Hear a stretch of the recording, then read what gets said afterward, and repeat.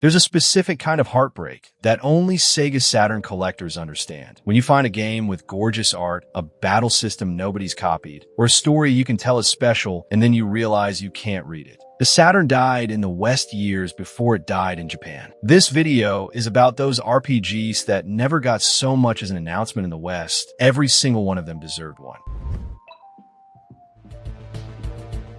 Most RPGs on this list are set in fantasy kingdoms. This one is set in modern-day Tokyo, and honestly, that alone makes it stand out on the Saturn.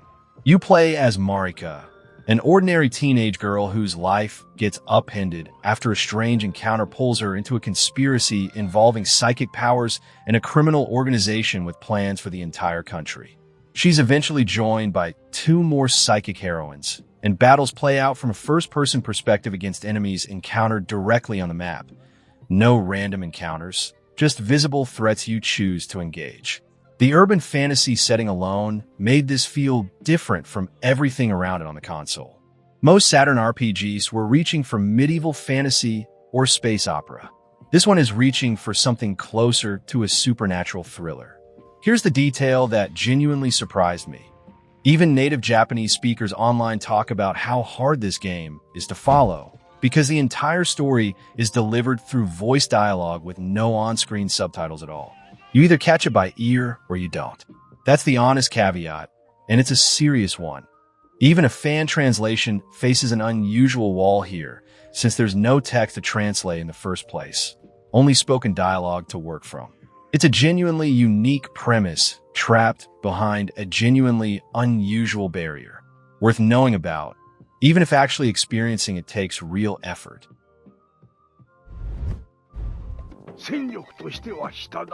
Sometimes the deepest cut on a list like this is also the silliest one, and I refuse to apologize for that. Dragon Master Silk is a first-person dungeon crawler where an angelic warrior named Silk, joined by three companions literally named Blue, Red, and Yellow, has to take down the Prince of Darkness, who rules over a dungeon built entirely around ridiculous, arbitrary rules. It plays like Shining in the Darkness, but the tone is doing something completely different. The core fantasy here is pure dungeon crawling mastery, mapping corridors, managing turn-based encounters, slowly getting stronger against a first-person 3D backdrop that still looks sharp for 1997. But the game constantly undercuts its own fantasy tropes with jokes, absurd enemy designs, and a script that never takes the premise as seriously as the box art suggests. I love when a game commits fully to a joke premise instead of treating comedy as a garnish. This one never winks at the camera. It just is what it is, completely sincerely silly for its entire runtime. The dungeon design gets repetitive by the back third, and if you're not into first-person blobber combat to begin with, the humor alone won't carry you. It's a genre exercise wearing a comedy costume. If you grew up on Shining in the Darkness and always wished it had more personality, this is the game you didn't know you were missing. Here's a genuinely strange situation. The first game in this series got localized, twice under two completely different names, and the sequel never made it out of Japan at all. The original Riglord Saga came west as Mysteria: The Realms of Lore, then got re-released as Blazing Heroes. Same game, two different American identities. This one picks up years later, following a princess as her castle is attacked by a mysterious organization called the Seven Wise Men, forcing her into the same kind of large-scale tactical battles that made the original worth playing. The tactical system rewards positioning and momentum. Your movement distance directly affects your attack strength, so aggressive plays and cautious plays feel mechanically distinct rather than just risky versus safe. It's a system with real depth hiding under a deceptively simple presentation.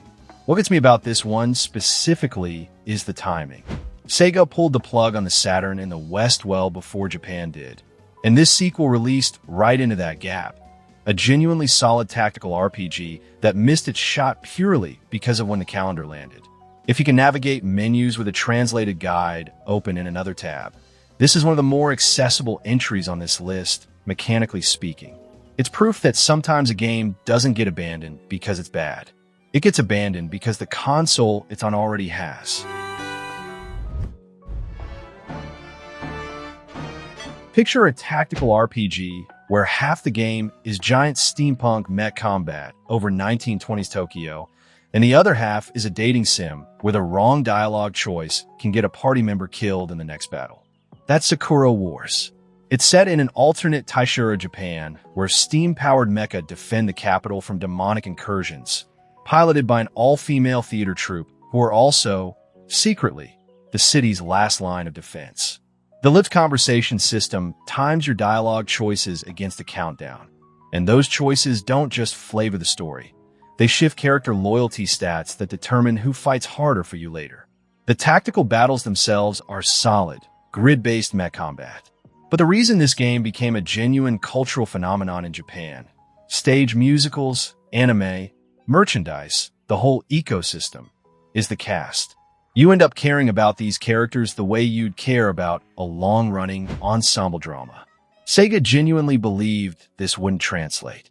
The Lips system is timing and text-heavy in a way that made localization terrifying for a mid-90s publisher, and for years, that fear won. The reboot eventually made it west decades later. This original never did. And once you've played it, the reboot feels like an echo of something that should have been introduced to us the first time. This series has been reimagining Japanese history and mythology through a psychedelic alternate world lens since the PC Engine CD days, and this Saturn entry is where the series' scope got genuinely massive. Set in an alternate feudal Japan reshaped by supernatural forces and colonial pressure, it blends traditional turn-based RPG combat with the series' signature commitment to tone. Equal parts myth, satire, and melodrama, never fully settling in just one register. Hudson built this series around big, theatrical set pieces and character work that leans hard into archetype and then subverts it. What makes the series so hard to describe to someone who hasn't played it is that it refuses to pick a lane. It's genuinely funny, genuinely epic, and genuinely strange, often within the same scene. I've relied entirely on secondhand summaries and Let's Play commentary for this one, and even filtered through that, the sheer scale of the world building comes through. That's rare for a game I can't read a word of. The series' insular cultural references are dense even by JRPG standards. A lot of the humor and subtext assumes familiarity with Japanese historical and pop culture touchstones that don't translate cleanly, patch or no patch. It's the kind of series Western audiences have circled for decades without ever getting a real way in. This entry deserved to be that way in. Sometimes a Saturn RPG doesn't need a wild hook to earn a spot on a list like this. Sometimes it just needs to be a genuinely well-made traditional RPG that nobody outside Japan ever got a shot at. Sword and Sorcery is Micro Cabin's straightforward classic-style RPG entry for the Saturn. Turn-based combat, a party-based structure, and the kind of steady, competent fantasy adventure design that this developer built a whole career on. It's not reinventing anything. It's executing familiar ideas with real craft. The core fantasy is pure comfort food JRPG. Exploring, building a party, watching numbers go up in exactly the rhythm you'd expect if you grew up on this genre. I think there's real value in a game that isn't trying to be the weirdest or most ambitious thing on the shelf. Sometimes you just want something dependable, and this delivers that dependably. It won't blow you away with innovation. And if you're hunting for the next vagrant story-style curveball, this isn't it. It's solid, not spectacular. Not every deserving import is a hidden masterpiece. Some just deserve the chance to be somebody's comfort game the way Dragon Quest was for a different audience. And this one never got that chance here. If you're still with me, genuinely, thank you. Tell me in the comments, which Saturn import have you actually tracked down and imported yourself? And subscribing helps keep this channel funded to keep digging through libraries like this one. This is a card battling RPG made by the same studio behind Sakura Wars, and somehow it's even harder to find people talking about it. You play a boy handed a deck of tarot cards by a mysterious old woman, which pulls him into a fantasy realm built entirely around collectible cards. You find them, buy them, and pull them straight out of defeated enemies' decks. It's part overhead RPG, part collectible card game, with fully animated card battle sequences that look genuinely striking for a 1997 release. The deck building loop is the whole appeal. You're not just grinding levels. You're actively curating a strategy out of capture cards, deciding which synergies to chase and which to cut.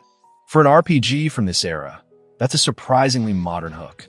I only found out this existed because someone in a Saturn import forum called it the card game Sakura Wars would have made if it had time.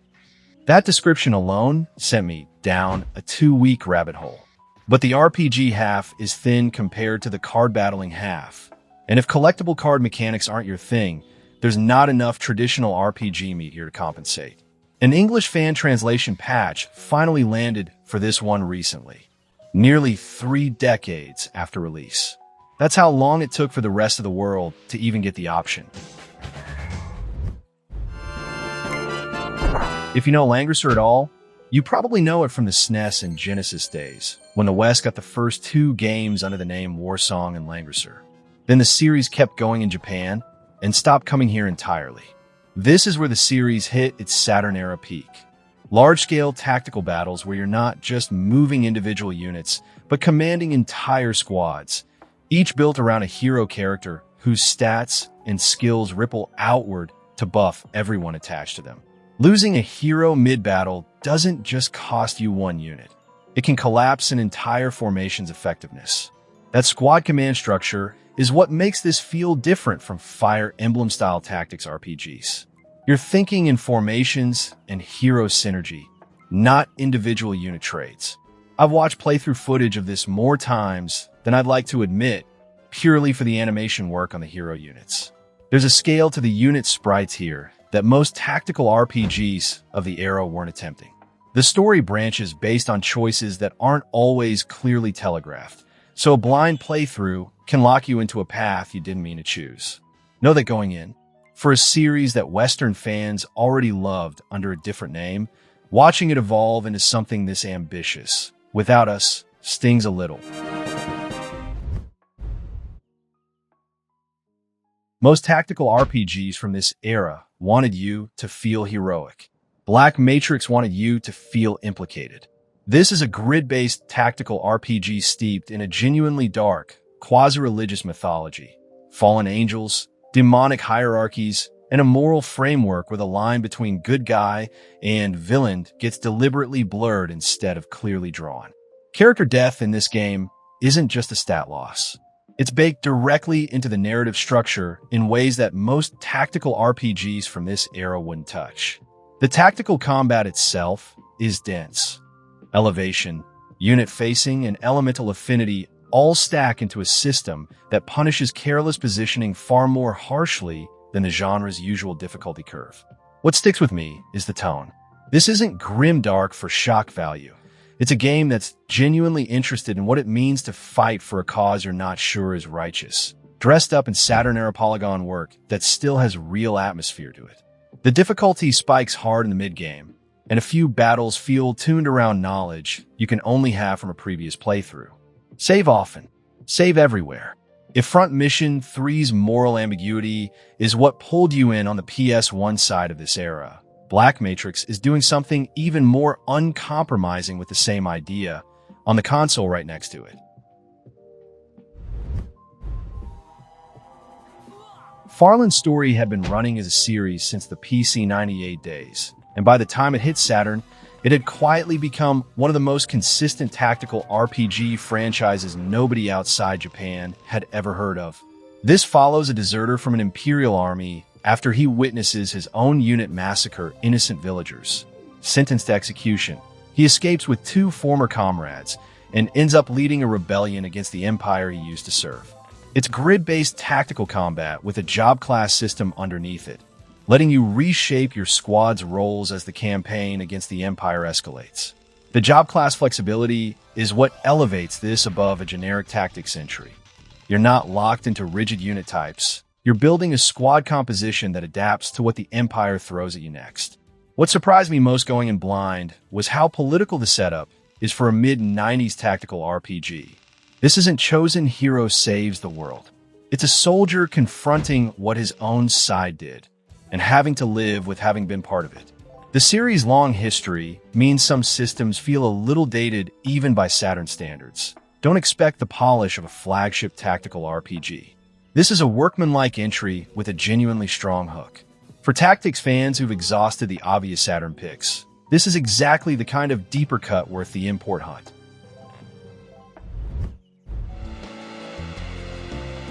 This is the game that convinced me the Saturn's Japan-only library had an entire art house wing nobody in the West ever got to walk through.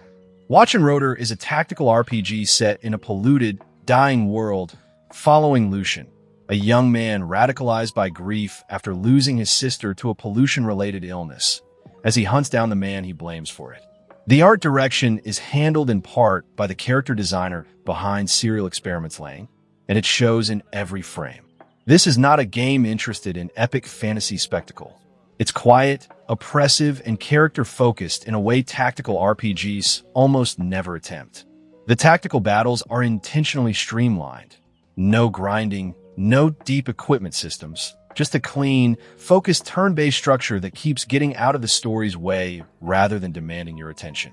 I've genuinely never played another SRPG that opens on a monologue about pollution and grief and somehow earns it. It sounds heavy-handed described out loud. On screen, it isn't. The mechanical simplicity that makes this narratively focused also means it lacks depth if you came here for tactical crunch. This is a game to feel, not to master. It was critically acclaimed on release and still never got a Western announcement, partly because a game this quiet, this specific, was seen as a hard sell outside Japan. I think that calculation was wrong.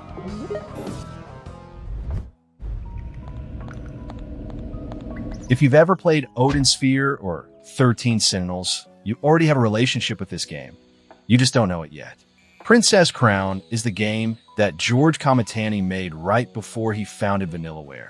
It's a hand-drawn action RPG where you play as a princess directly or hand the story to a mercenary character with a completely different playstyle and perspective on the same kingdom. Every frame looks like an oil painting somebody set in motion. The combat mixes real-time action with menu-based item and magic use, which sounds clunky on paper and feels remarkably tactile in motion. You're managing momentum and positioning while also thinking in systems. The two protagonist paths aren't a gimmick either.